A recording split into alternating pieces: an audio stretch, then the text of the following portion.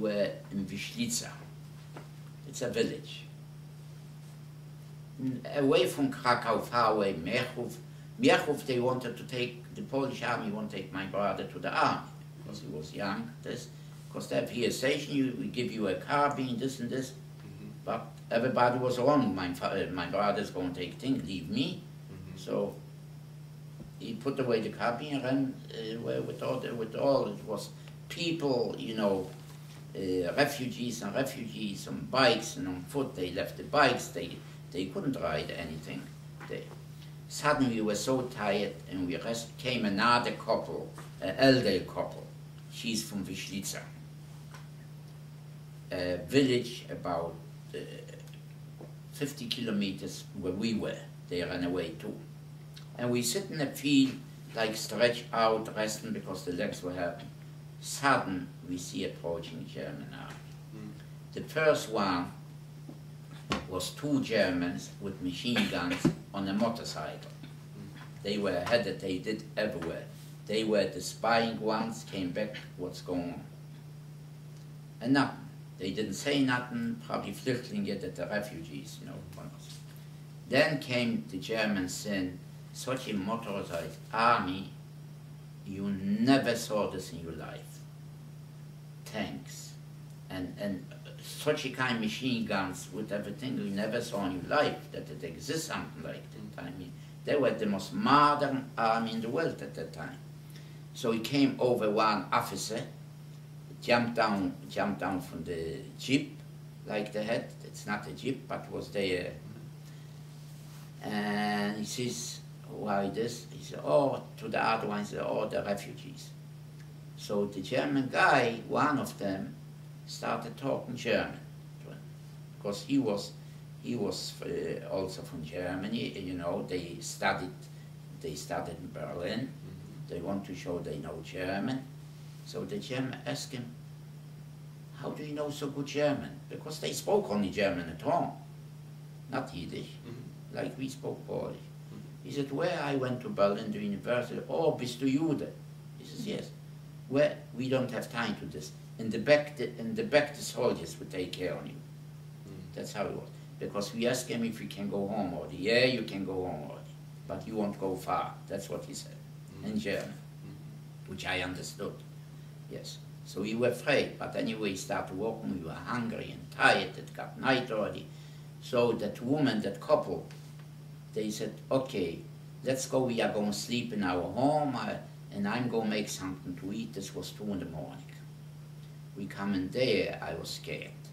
Their house, the windows were going on the cemetery. You know, I was scared of a cemetery. And here, the windows are, the house is like in the cemetery, next cemetery. And the floor was no floors on the floor, but earth. Like in a village, you know, like on a farm. And she milked the cow, fresh milk, and she made from flour something, little balls like, and cooked them up with the milk, and that's what we ate. They call it zakshirka. They call little dough things, boiled in on the milk, that's what we ate, then we went to sleep, which I couldn't sleep there.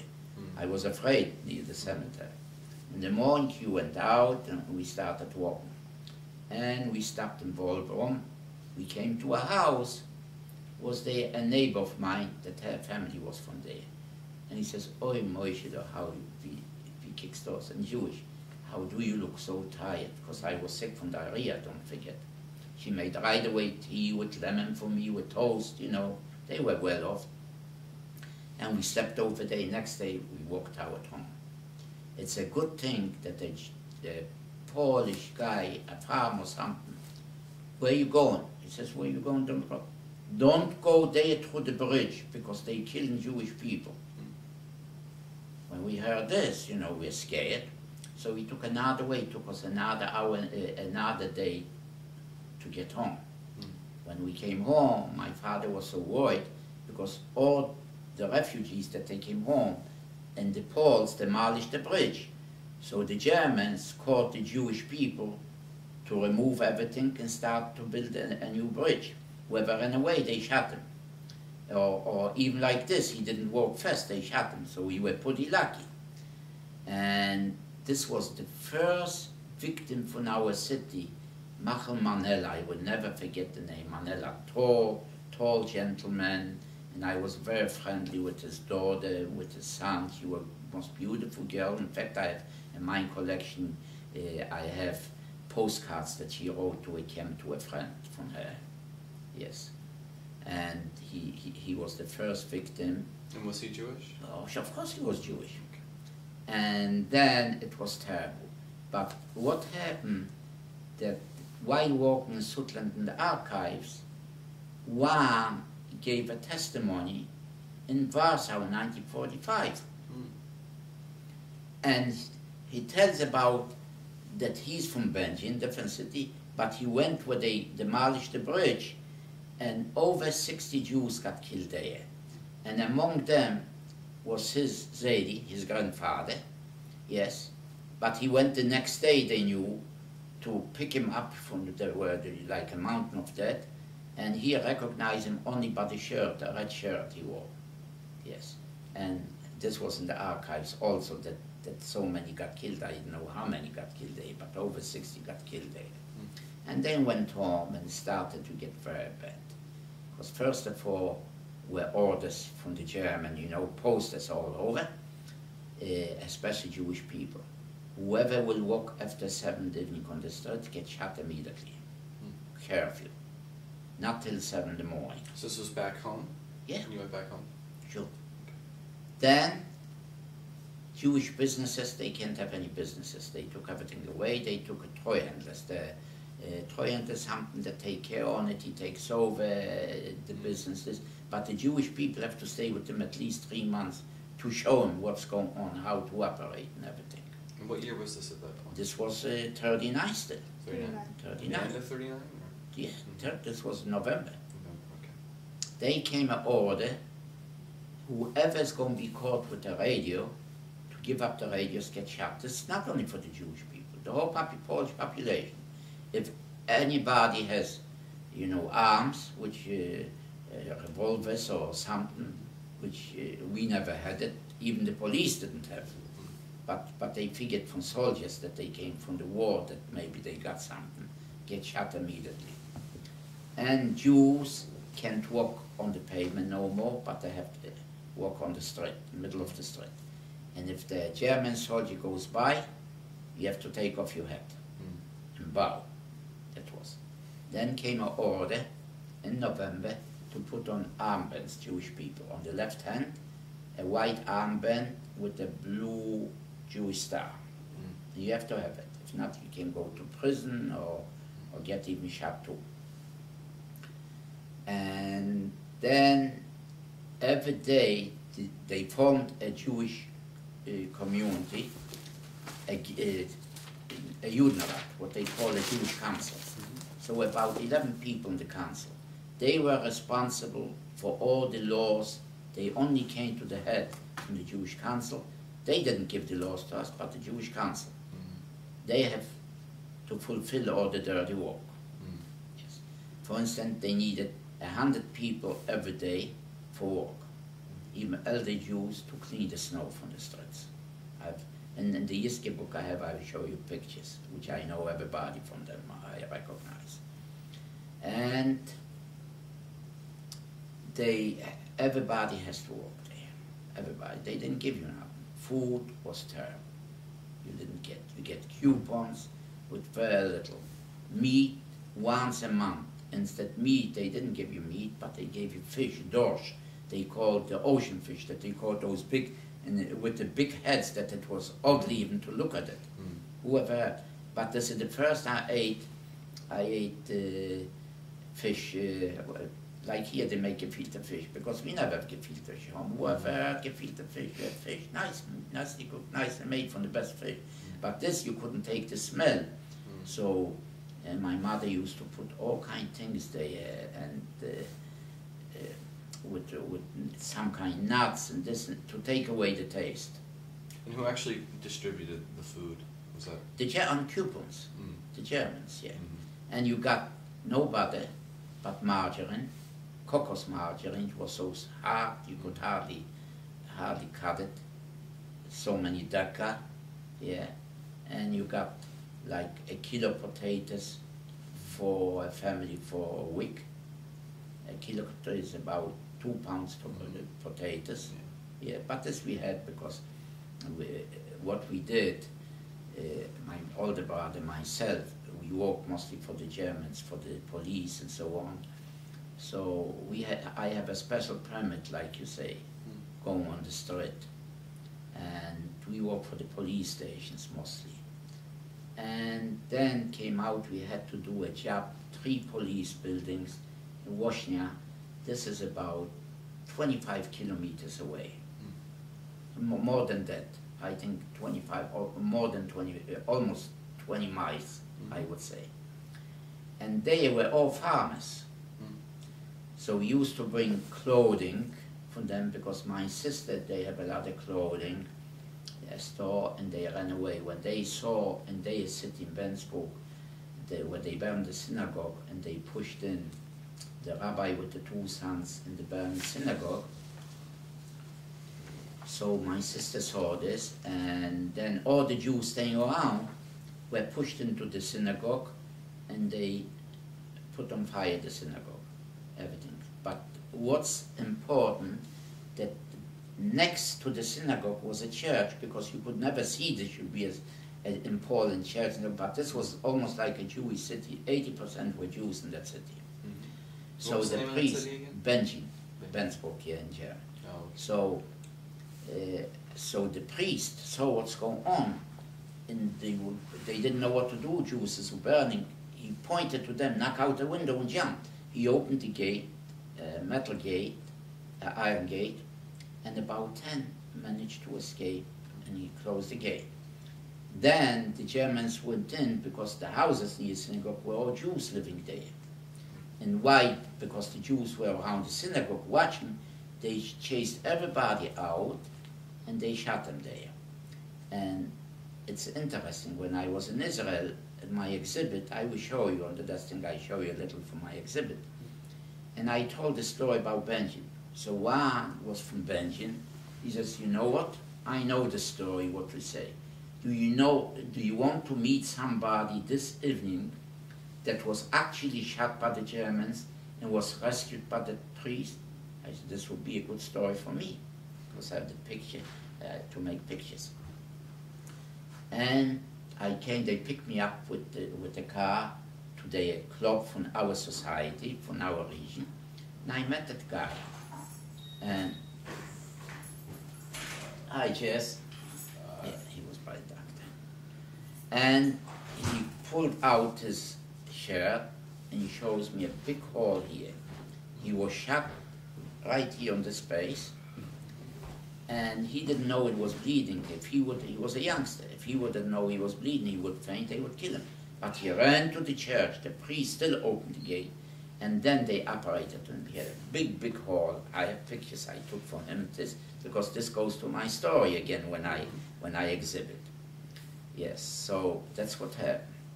And my sister, of course, came home when she saw they were hanging 35 Jews there in the market. So she ran home, and I had enough.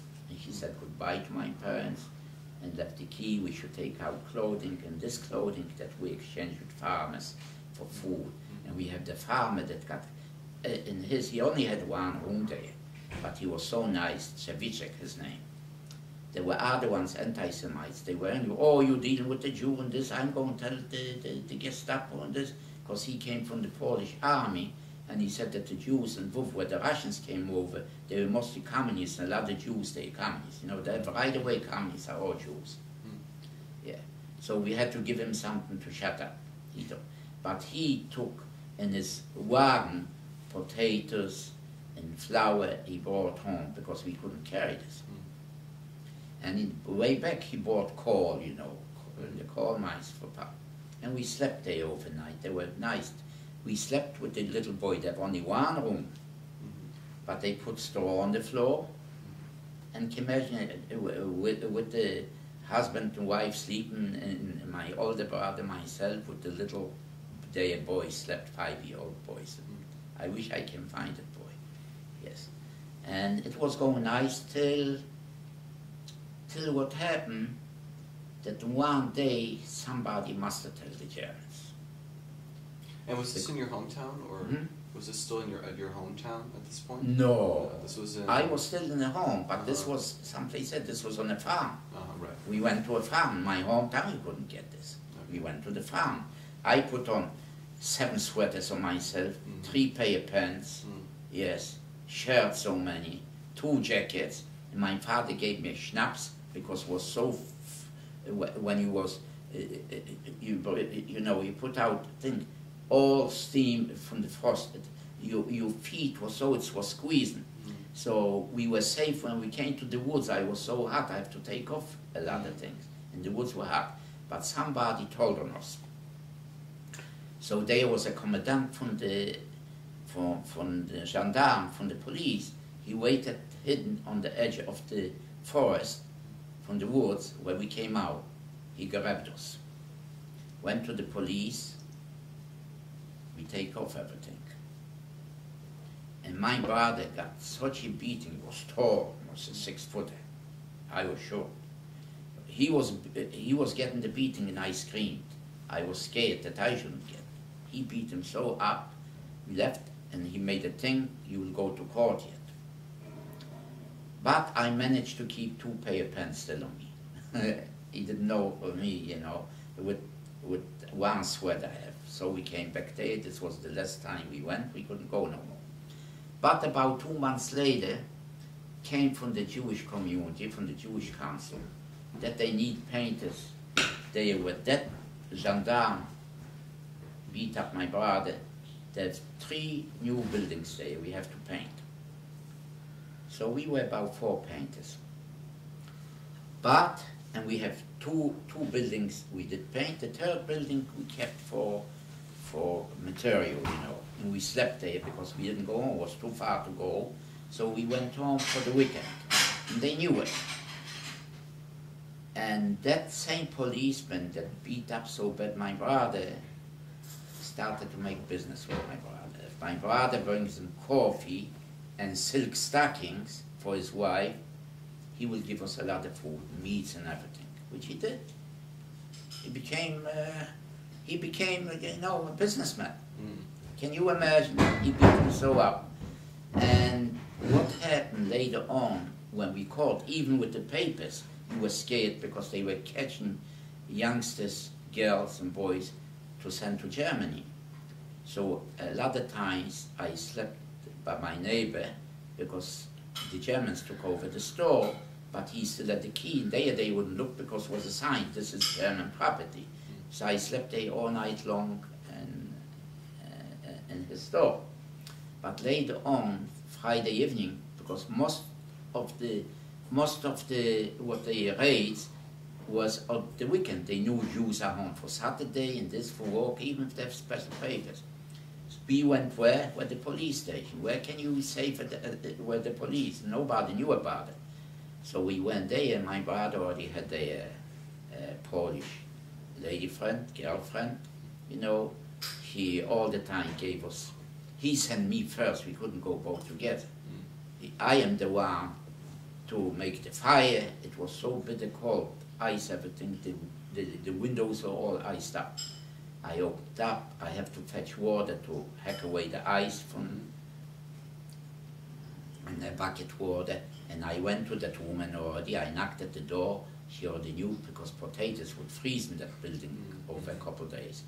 She gave me potatoes, she gave me meat and a soup, I think, because she was friend of my brother. And we cooked like a half a night long, and we ate during the night, and then we took home something too, you know, flour and other things. And then we finished there the job. We were walking again the police station, our city. So every Friday evening we went to the police. The German shepherds know us because we went every day there painting the building. So they didn't bother. And we took along food. We were so quiet that they shouldn't hear, and we slept all weekend there, Saturday night. We had a good alibi in case they catch us. You know, you can't walk after 6 in the evening. And we don't have watches, we don't know, so we were scared. So we slept there not to get killed. Did you ever have to use that alibi? No, never. We They didn't know we were so darn quiet. We were 6 people there sleeping. Who were the 6 people? You and Other painters. Other painters. Yeah. And where were your parents and your sisters at this point? The parents, well, my sister was out in the camp. They got up there. What happened, this was in 42 in March. It came an order that all girls from 12 years old to 32 or 33 have to register for work. Otherwise, they won't have no coupons for food. So, of course, my sister was 12, so they got to register. As they registered there, right away, the police took him on a truck, 450 girls. Most of the young girls from our city. And they to Sosnovitz, they went through a doctor there for exam, if they're healthy or not. My father went there, he go to the Jewish community there. It didn't help nothing. They sent away. My mother was crying, it was like after funeral. She was the youngest. No, a girl to send away, didn't know what it is. I tell you, it was like after funeral in my home all the time. My mother was crying for it till we got, 3 weeks later, we got a postcard from her. That she works in a factory in Greenberg. Maybe you heard the name Greenberg again. Where was that? This was in Silesia, Lower Silesia, yes. And they work 12 hours a day, where they make materials, you know, on the machines, but it's very heavy work, forward and backward on the machines for 12 hours. And if we can send her some food. So we knew already she's hungry. So my mother baked, and I went to the post office because I have a special permit, so I could go to the post office. And it was bad, very bad. One of my best friends didn't have what to eat.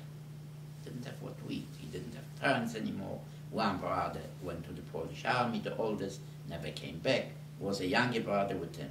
He was really starved. And he did have a good voice, and he was a step dancer. Every time what we saw the film, you know, with the, what's his name? The step dancer. Michael Flatley? Michael Flatley? No, the big artist that went with the, what's his name? Oh, tall guy that dances all the time, step dancing in the films. Now or No, before, where he's already dead now. He did with the Hungarian lady he danced all the time. Isn't it something? I know who you're talking about. Yeah. I can't remember the name either. It will come to me. No, I had it on my thing, and when you won't, it comes. So every time I saw a film with him, he duplicated his step dance. He was very good. So we didn't have what to give him. At that time, they took already my parents away. This was 12 August 1940. Came an order. And where were you living at that point? In Dombrova, in my city. That all the Jewish population has to come near the Jewish community. There is a big field, and to be there 5 in the morning. If not, whoever will be caught later on without the new passes will be shot on the spot.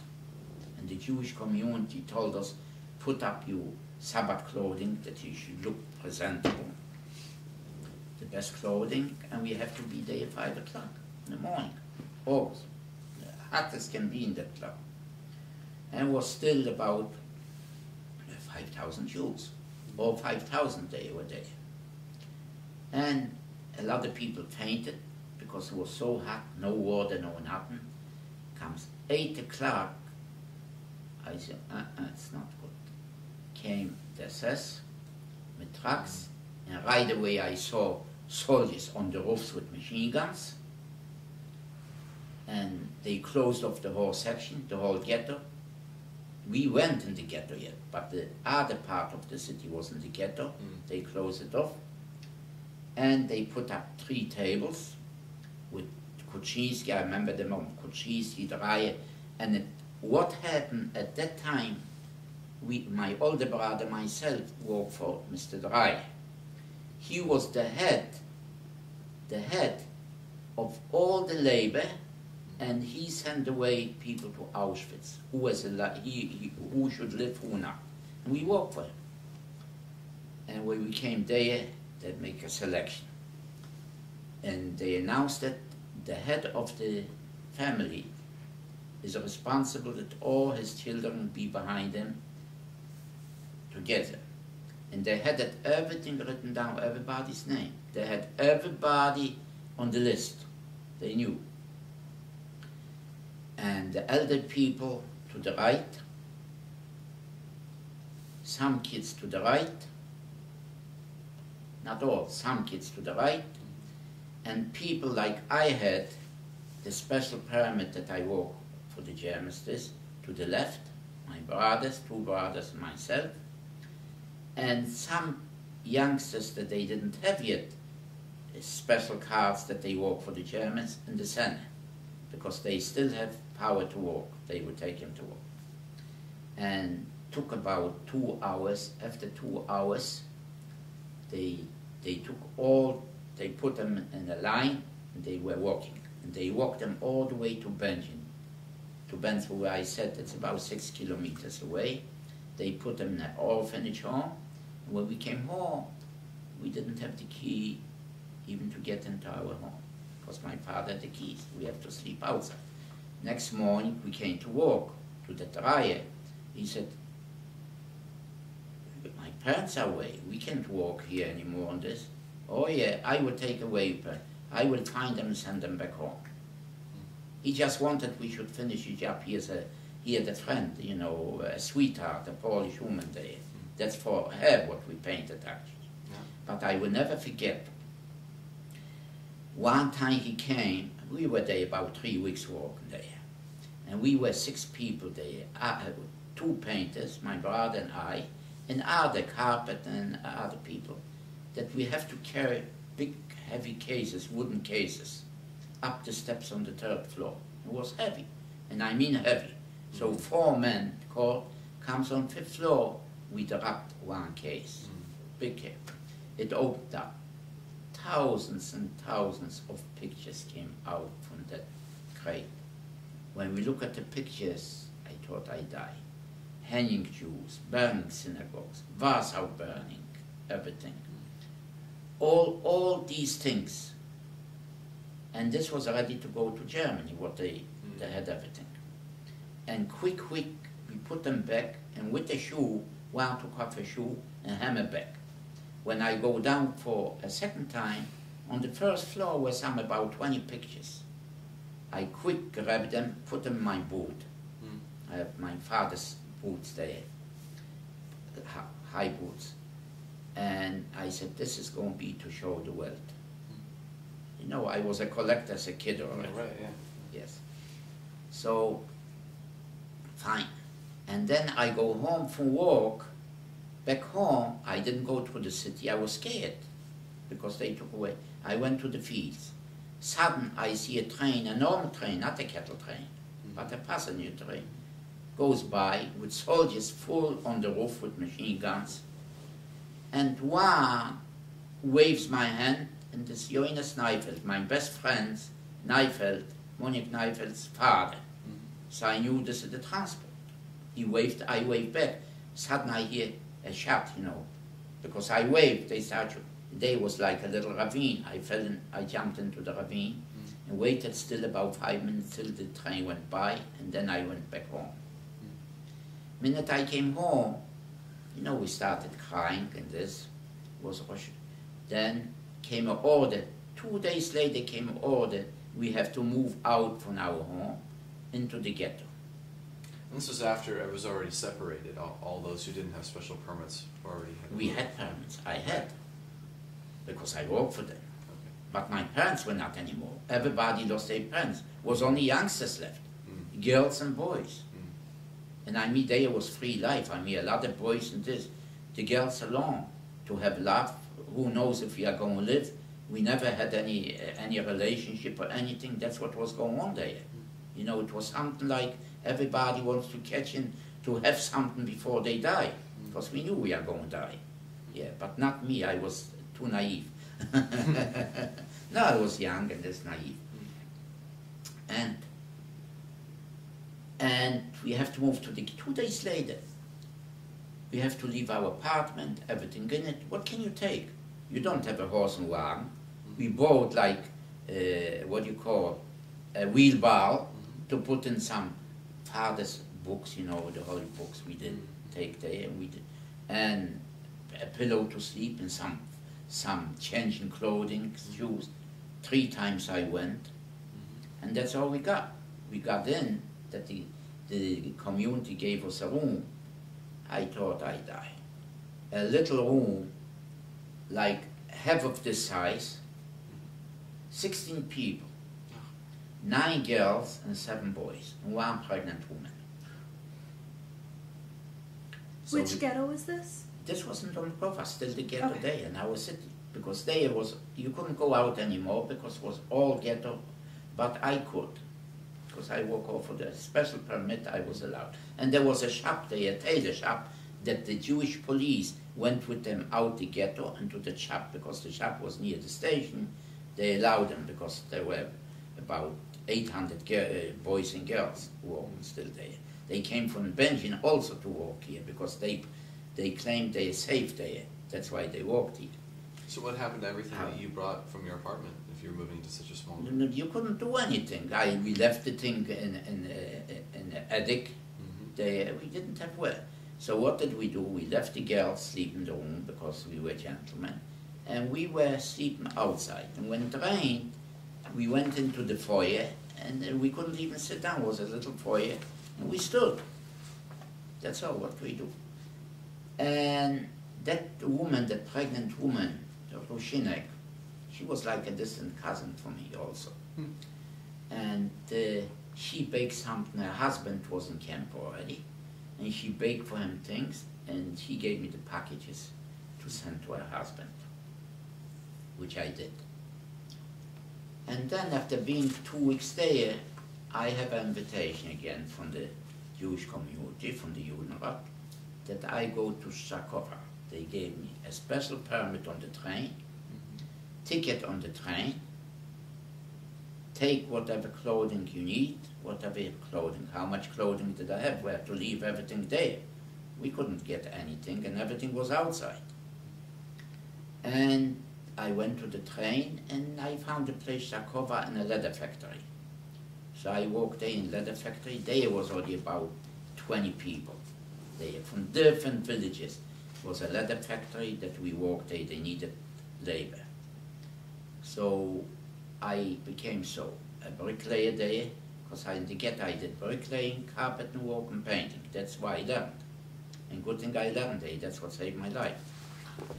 So I was painting machines, and I will never forget, they confiscated a Jewish leather factory in Czechoslovakia, not far from the Polish border. The newest modern machines for leather, for making glossy and the big leather, they have the leather are soaked in big vats about 12 feet high, more than 12, and water there with solutions and everything. We have and smell the high heaven because from the cows and everything, and that's what we walk. And we slept there. We have to make our own sandwiches, and bread we got from the bakery there. I went out because I spoke good Polish, so I went to the bakery once a week for bread with another guy, and the rest the Jewish community sent food, margarine, other things, jam, sometimes cheese a little bit. That's all. And later on became about 35 people were there. And I used to go every week. I gave something, I promised something. The boss there, that was in charge of the Jewish guys, he let me home. So I went home. We were no more home. There was a ghetto in Schrodula and a different city there. I went there to my cousin. I put sugar. They have the sugar that they put in for the leather, such a yellow big honks, like stone. This was sweet. And then I packed leather around myself, which the boss gave me, and I have to bring him back either gold pieces or something else. That's why he let me. And I went to Sosnovitz and I gave this away and I brought something back for the boss. Then a friend of mine... How did you get there? How did you get there? By train. I have a special special pass from the highest highest officials that I went. So, but one time when I went back to Sakova, there was a girl, a neighbor of mine. Her father was a principal, and she showed me like this with the eyes not to sit down. She had a Jewish baby with her, taking him probably for hiding. I shouldn't sit down near her. So I understood. And after the war, I looked for her, and I got mistook about somebody else. And I wish I would find I was there twice. But it didn't last long. We were there for a time. There were no more ghetto, just in Sosnovitz. The whole Silesia was one ghetto. And I didn't see much my brothers either anymore. So then one engineer went back to Benjin to see his brother. He never came back. They caught him. So I didn't want to go anymore today. I said, no, I'm not going no more. And one time I went with Barrett, back home. We passed by the church. I hear a whistle. Hear a whistle, come here. Was a Jewish guy there, and a Polish woman hid him there in the church, in the basement. Come on, leave the Barrett. See, I know you go here every time by. I see you. Hide here, you be safe. I says, the boys, I won't have what to eat. We were two guys, electrician and myself. Maybe tomorrow we see, but I have to give them, they won't have what to eat. Okay. Next morning, 5 in the morning, who comes? The Gestapo. All our barrack, we have in a barrack, a big room, out. Who wasn't there? The electrician that went with me wasn't there. And there was the widow, not the widow, at that time she wasn't a widow, but the wife of that guy from the engineer what told him he didn't come back with a little baby in the hand. So I helped her carrying the baby. She kept the suitcase. And I have the pictures hidden still in my shoes. I got petrified. What do I do? That says, we came to the station to go on a train. So I asked the Gestapo man, I need to relieve myself. Can I? And the things are on the outside, not inside in the station. Mach schnell, quick. I grabbed the pictures and threw them in the toilet there, What choice do I have? I get caught with them. I won't live. They took us there. We came to Sosnovitz again. To that, there were no more Jews there. Everything was Judenrein. Our job was to clean out the ghetto things. We were 30 people. The Sonderkommando, what they call. Lucky, I gave the little baby back, the girl, to that woman. Because 10 minutes didn't last. Somebody came with the car, picked her up with the baby, they went to Auschwitz, straight to the oven. If I would hold the baby, I would go with them as parents. I was lucky. And we were cleaning out the ghetto, putting bedding in one place, shoes, leather another place, everything, furniture, depends what, big mountains of it from the ghetto.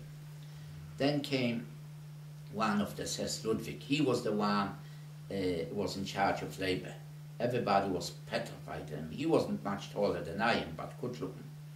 And he was catching the guys on the street for labor, not to Auschwitz, but for labor. And he says, is jemand am Malen, in German? Is here ein painter? My God, I'm 16 years old, skinny as can be. I'm going to tell I'm a painter. I was scared to tell, he will kill me. One guy had a big mouth. He said, the Rosen is a Maler, that I'm a painter. So he calls me over. Bist du ein Maler oder nicht? Ja, ich bin ein guter Maler. That I'm a very good painter. Warum halst du deine Schnauze? Schnauze, it's the mouth, but not mouth. It's like a dirty word, like for a dog you say a Schnauze. Gives me right away in the face. I started bleeding from the nose. Yes. Okay, put me away in the side. The other guys go to work, I stay there. About 5 minutes later, he comes over to me. 2 assessmen were near me. And he says, I have 3 rooms to paint. Wenn du nicht fertig in 3 Tage, if you are not finished in 3 days, he takes out his his pistol to my ankle, hast du genug gelebt, you lived enough. I peed myself. I was so petrified, scared. You couldn't help. I thought he's going to kill me. Who wouldn't do it? I was shivering, and couldn't stop shivering, and this. Then I came to myself. He said, I don't have no paint, I don't have no brushes, I don't ladders, how can I walk? If you let me home, don't bother, which it's only 12 kilometers away, I have tools, everything, I thought I can escape there. Du wirst alles haben. The two assessmen come with me, we go to a paint store. This was actually a hardware store that they paints and everything. They helped me with the ladder, with paints, with brushes, we come in. And he says, in 3 days, you got to be finished the 3 rooms. I have those big brushes, you know. And I need on there were nice parquet floors. I need to have, you know, wood chips. So one of the assessors went and bought wood chips, a sack, in his truck.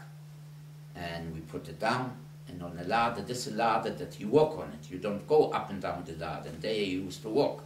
That's why a lot of painters have crooked legs. Bulging, like the Japanese girls when they tie them together. Right. Yes. And I started mixing paint. They helped me moving away the furniture, everything. And I started painting. They left. That woman, what a beautiful woman. They picked the nicest one for this was their sweetheart. Probably in the 20s, blonde, tall. She didn't even give me a glass of water all day long. I was so, my stomach was growling, hungry, thirsty, nothing. After work, and I did nice. What I do, she had like a dining room with a chandelier in the center, and I was very good in painting. I think I mentioned this in school that I was good. So I made out like a big twig around the chandelier, and from the twig comes out a snake with the tongue open. I paint like brownish the thing, in greenish with little brown, the snake, like to impress her, you know. And I washed the floor in the kitchen for her. I went down for calls. If I could escape, where would I go? And I thought she's going to give me a sandwich. No. I went back there, they took me back there. We slept on straw. Yeah, they gave us a sliced bread with a black coffee. This was supper. In the morning, they wake us up. I go again there. The 2 assessmen were there to take me in the middle of the street, you know, walking. As I walked, they took me to walk. Who do I see? A blonde girl, Jewish girl, that I knew her. Yeah, I knew her, beautiful. And with the eyes, I shouldn't look back. Yes. And I knew her, but I couldn't place the name. And I came in there, and I started doing the second room. I do the second room. Who comes in? Ludwig, the one, comes over to me. You're a youngster, you're a young guy. Where did you learn so nice to paint? So what I'm going to tell him, my father was a businessman. I said, my father was a painter, one of the best in the city. And I didn't go to school because when I was 6 years old, we haben keine Fressen gehabt. That sounds better in German. That we didn't have what to eat. And I had to go instead school. I had to go paint with my father because we didn't have bread to eat. Yeah. He bought already a bag. I didn't know what in the bag was. He takes out a loaf bread, like in Poland, 2 kilo, which is 2 kilo is 4.5 pounds. A big kielbasa, with a cigar. What the cigar is, I don't smoke. He says, lass dich ja nicht erwischen, don't get caught. This sounds so stupid. He's got life and death, and he tells me don't get caught with it. Isn't that something? Does it make sense? The minute he walked out, I stopped everything. The whole salami, that nobody can take away. It didn't take 5 minutes. I gobbled down. Then I broke down the bread, the cigar, of course I didn't touch. I put a heavy bread for tomorrow I should have, and the rest I took home for the guys. How much bread can you eat? It's a big bread. And I didn't want to leave here in case she throws out or something. Yeah, that's why I ate the whole salami. And the next morning, he comes in again. Again, before he does any word, but he smiles. He smiles, it's a good sign. And again, the same thing, a big loaf of bread with the kielbasa, again a cigar. I gave the cigars right away, somebody that smokes there. Was one guy. And I walked there after finish, he was very pleased. I washed windows, I became a maid there. He brought me steel wool, I should finish the floors. He bought me even gloves that I shouldn't get bloody, because the steel wool tore up the floor, you know, and then shellac it. And then he says, well, Marle, painter, you are going to go to the police station to paint. I come police station, he took me over, oh boy, there was Lindner. This is the guy that used to catch with the German Shepherd, Jews and kill them, and special babies. And I will never forget, I had a girlfriend from my organization from another city. You used to go like, you go, the scouts coming, you know, for scout gathering, you know. So we had the Jewish scouts. And I met her and I went to her there to see her. And as we walk on the street, I see everybody's running. Everybody running. You don't look back, but you ran to the house. I look out the window, what happened? Walked by an elegant Jewish lady, tall, with two kids in a stroller. And he jumped down from the truck. This was him, Lindner. Grabbed the kids and threw them like a sack potatoes into the truck. And she starts screaming, and you know, two kids. He took the stroller and knocked her head open. And I will never forget this in my life. And I was shivering like this. How will I get home? It's far to go home. We waited till it got dark, and I couldn't walk at night. And I said goodbye to her. Of course, no kiss. At that time, you didn't kiss, shook hand. And I went through the woods, which took me another half hour to get home. Took me over an hour to get home, and that's it, didn't see her no more. And he was the guy there. I was petrified. He tells me, bring coal. I got dirty and everything. They didn't give me nothing to eat and everything. Next day I came back to Ludwig to do again cleaning work, which is important. Then after 2 weeks, he said, well, it's finished here. Alles is fertig here. But I don't send you to Auschwitz, you are going to go to a camp, labor camp. I never knew what Auschwitz meant. But everybody went to Auschwitz at that time. If they caught them, they shot them on the place or to Auschwitz. And he was already with me good, he smiled and this. I said, I have guts. I stood at attention like this, and I told him he was an Unterscharführer, I called him an Oberscharführer, they said. That I don't have nobody from my family. I have one sister only. She's in a camp in Greenberg. Can you send me to her? So I can be together with her in camp. Greenberg, Niederschlesien. Das ist doch ein Frauenlager. Das ist a woman's camp. Du wirst mal hier lang. You be there. Meanwhile, you go to a transition camp and you will be there. Okay. We took all 30 guys that we cleaned out to get us everything. Went to Annaberg. Oh, was there. How did you get there? On the train? By truck. By truck. Truck. Yeah. They took us, the SS took us by trucks. We come there, were over 2,000 Jews. From all kind of different camps, they put them together here for different kind of work. And beating, all day long was only beating, because we didn't work. What kind of food did you get? Breakfast kohlrabi soup, lunch kohlrabi soup, no bread, because we don't work. And in the evening kohlrabi soup. You can imagine where we slept, what was going on. Where did you sleep? Imagine. Where? In a big bark. No covering, no nothing. But you know, the stench was impossible. From the kohlrabi, you know what kohlrabi is? No. What can I say? That, like big radishes, those black radishes, you know, this is so sharp, they made a soup out of it. They use it for chicken soup if you make the kohlrabi. They have in the stores, have Malayan everywhere. Okay. This, like, it's white inside. I make it for soup too. I buy it. I don't know how in English. Yeah, kohlrabi, I think it is. Yeah, and terrible. That's what you ate. Then they needed electricians outside. he was my best friend there. So the Larkey says, Monique, I will tell him I need a helper. You go with me and we will escape. So he says, he promised me I'm going to Greenberg. Where will I go? Right? How long had you been here at that point? At that point, 2 weeks. 2 weeks. And this was 1943? Or 43. This was already in September, late September. This was no more Jews, and no more Jews were except in Litzmannstadt there is some. No more Jews, no more ghettos, no more Jews. Everything was Judenreich, clear of Jews. He says, I'm not going to go. He escaped. He escaped, he was missing. Everybody outside, all night long. And if we don't catch him in the morning, every 10 persons are going to be shot.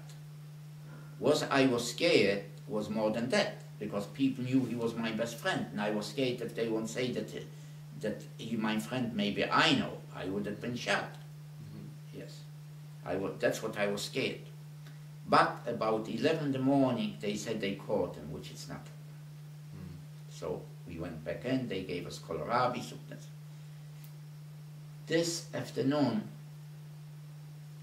who comes in? Ludwig, the one that gave me the bread. He gave a list something, and we went to sleep. And no, this was like this afternoon. We didn't go to sleep. And I saw we was going in. Then they start calling names. 20 people to go to Greenberg. I'm not on the list. I'm not there. I jumped over the fence. It wasn't electrified. Knocked at the door where he is, and I opened the door where I knew where he was. Was volksstudentenmalen. A picture to take. He has big boots. He was not taller than I am.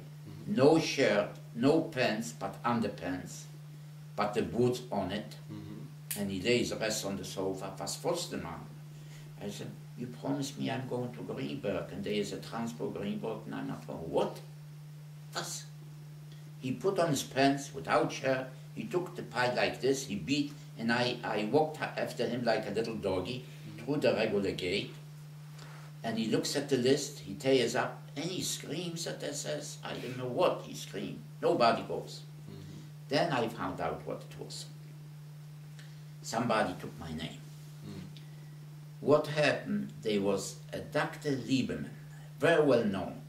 He went over in the early 30s, 1930, to Christianity. And he became the biggest anti-Semite in all Poland. With the old anti-Semitic paper like Streicher, you know who Streicher was in Germany, with anti-Semitic papers. He was number 2. Oh, okay. But of course, by the Germans, he was against the Jews, but he was still the Jewish blood. So brought him to go to camp. They took advantage because he was there. No, you think you better die. Did he get a beating? You didn't see his eyes swollen, bloody on his head. They took care of him. So they said, you're not going out alive anymore there, because you take all what you did against the Jews. Now you feel as a Jew what you are. He must have paid a lot of money to get out, not to get killed. And it happened that he took my place. So we go to bed, nobody goes. 4 in the morning, an assessment comes in. I slept so sound, I was tired, with the leather shoes that nobody should steal them. On the bunk on the third, threw me down, almost got killed on the cement. Zieh doch man, schnell, schnell, schnell, schnell. Okay, I get dressed, out with him. Outside was already warm, Schanze. He was the one, the Judenälteste, the head of the Jews, all during the war there, what they took to the doctor, a German Jew, good-looking, tall, and to go to Greenberg to become a Judenälteste there, and with a woman to become a Judenälteste for the women there, the head of the woman. But she went over, a Czech woman, Herta, her name, to become, and she already went over to Christianity a long time ago, and they took it too. So they stood there, and we went to the station. They gave me their suitcases because he thought he's a big shot. What can I do? I took his suitcase here. I couldn't even walk. And that assessment every time pushed me, mach doch so schnell. So I threw away my suitcase, I just took out the pictures, I had pictures from home and everything, I hid them, I took, and we came to Greenberg. Came to Greenberg, I want to see my sister. Was already a man there. They took him from another camp, others, it was only about 50 men in that camp. So I wasn't the first one. In the 2 weeks was already, they confiscated others, they pushed them there. So I want to see my sister, so you got to go through to see the doctor. They can let you to see the doctor, you don't feel good. I can see my sister there. And they let me, because Shansai took his thing, he knew I have a sister, he knew the whole story.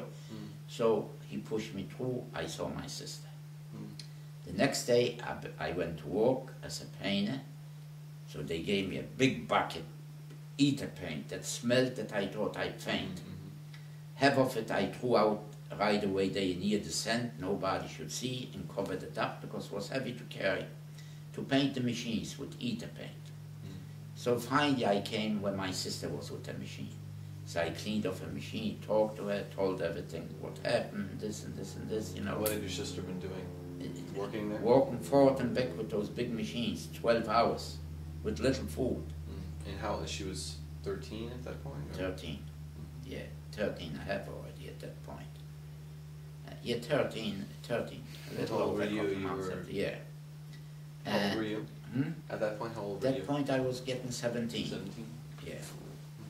And I painted all the machines, and I saw the other girls from my city, they were so happy in this, oh my. And that chance, that Jonas, that every evening he gave me another piece of bread with a soup. I have enough, so the bread I right away gave it to my sister. Yeah, the soup I ate up, you couldn't bring in soup today, because I helped him with carrying, he knew I from that. Okay, and I had good work there as a painter. I had a German, you know, boss, and so one day a helper, Jeremy, was 73 years old. He says, I'm a communist, don't worry about me, but pass out, watch out, he's an SS. Yeah. And he brought me every Monday a tiny little bit cake, what his wife for Sunday. He says, I don't have much to eat either, but he gave me a vitamin pill, this is good for you. But I have enough food there, I helped myself somehow. I cleaned off the office there, was there one woman put in where you throw the garbage in every morning a sandwich. She pointed to me something's there, take out the garbage, I knew already. And she smiled. She liked me somehow, I think she was good, there were some good Germans too. Right away I went with the sandwich, with the painting, threw it into the basket to my sister. And sometimes to my friends there, you know. But this didn't last long. About 6 months later, who's there? Ludwig again comes. If Ludwig comes, everybody was petrified. Because they knew who he is, something's going on if he comes. So, the first thing he says, we stood at the roll call, we didn't go to war. Where's my mother? So I went out at attention. Hast du deine Schwester in German? Did you see your sister? Well, he smiled. I said, I will never forget you in all my life what you did, that you sent me to my sister. He smiled, he was so happy, you know. And then we all went to work, we all the skate, something's going on that he's here. I come back from work, the head of the SS from the camp, Rosen, he didn't call me anything, you or some Rosen, but the name, setz dich mal hier, I should sit down in his office. He gives me a big plate soup and a whole loaf of bread. Every day you come in from work, you come here to me, in the office, straight to the office. This was Ludwig? This was Ludwig told him what to do. He was Otherwise, in the SS? He was in the SS? He was in the SS, yeah. Wow. But he did. And right away the whole bread went to my sister. Everything. I smoked it. And they didn't. My sister gave it to a lot of the friends too. But it didn't last long. 2 weeks later, that's why he came. It became a concentration camp, so we couldn't be together with the girls. They took us away on trucks, hours, till we came to Kittlitz-Treiben. Kretschenberg, Kittlitz-Treiben, the station was Kretschenberg. We didn't know what to name. They told, as we come for schnell, schnell, schnell from the trucks, they threw us over. It was muddy, because it was snowing, muddy. It was March. early March. Mud and the snow day, cold, this. But I have a good suit. They gave me a new suit day in camp. Everybody who was... Excuse me, I'm sorry. The tape is about to run out, so we have to put your tape in. Okay. Okay. 1 second. I'd like to ask you some more questions. if Yeah, you I have know time. from the camp, that's the main Yeah. thing. Yes. And then we're also going to talk Well- about, oh, it's still We have recording.